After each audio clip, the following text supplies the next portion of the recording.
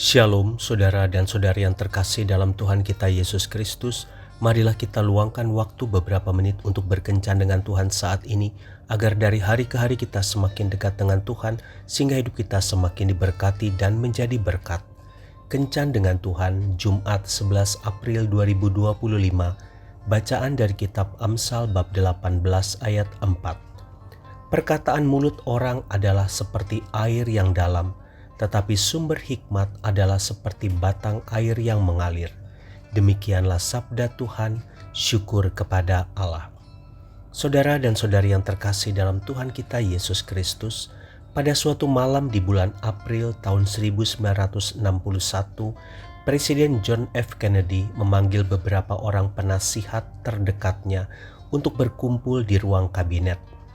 Kennedy mengumpulkan mereka untuk membicarakan bagaimana mewujudkan visinya agar astronot Amerika bisa sampai ke bulan. Untuk mencapai visi itu, maka dikumpulkanlah para ilmuwan Amerika. Kemudian para ilmuwan mempresentasikan hal-hal yang berkenaan dengan pengiriman astronot ke bulan. Setelah itu, para ilmuwan membuat target bahwa 10 tahun kemudian mereka akan mengirimkan astronot Amerika ke bulan. Mega proyek itu memerlukan dana sebesar 40 miliar US dollar. Kennedy menyetujui semua rancangan dan anggaran dana, walaupun para ilmuwan itu tidak menjamin bahwa mereka akan berhasil mendaratkan astronot Amerika di bulan.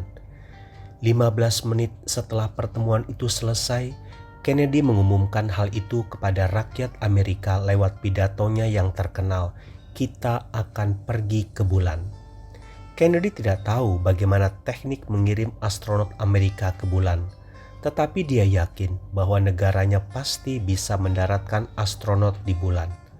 Karena itu dengan kemampuannya, Kennedy menghimpun, memotivasi, dan membiayai para ilmuwan yang lebih tahu secara teknis bagaimana mengirim astronot sampai ke bulan.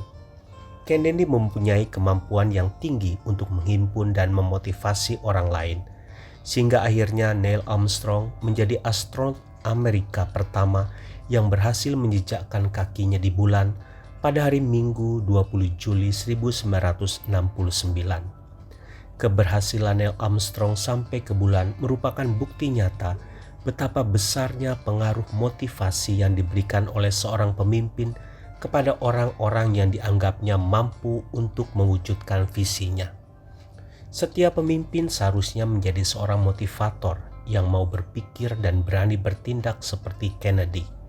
Seorang pemimpin harus mempunyai kemampuan untuk melihat jauh ke depan. Seorang pemimpin tidak boleh cepat putus asa, tetapi ia harus memiliki semangat juang yang mampu memotivasi bawahannya. Itulah yang dilakukan Musa kepada Yosua. Musa memotivasi Yosua untuk maju memimpin bangsa Israel merebut dan memasuki tanah Kanaan. Musa telah memberikan semangat dan keyakinan kepada Yosua serta seluruh bangsa Israel bahwa Allah menyertai mereka untuk merebut tanah Kanaan. Saudara dan saudari yang terkasih dalam Tuhan kita Yesus Kristus, menjadi berkat untuk orang lain tidak harus dalam bentuk materi, tetapi juga dalam bentuk pemberian nasihat dan motivasi. Setiap orang memerlukan motivasi untuk mencapai cita-cita mereka, dan setiap pemimpin harus belajar mengembangkan kemampuan untuk memotivasi bawahannya agar bawahannya tetap bersemangat untuk meraih cita-cita mereka.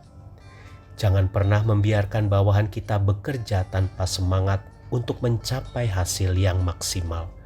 Tuhan Yesus memberkati. Marilah kita berdoa dalam nama Bapa dan Putra dan Roh Kudus. Amin. Tuhan Yesus, pakailah mulutku sebagai mulutmu sendiri, sehingga aku mampu memberikan motivasi dan kekuatan kepada orang-orang yang sedang berbeban dan mempunyai masalah, sehingga mereka boleh dikuatkan untuk semakin percaya pada kuasa-Mu. Amin.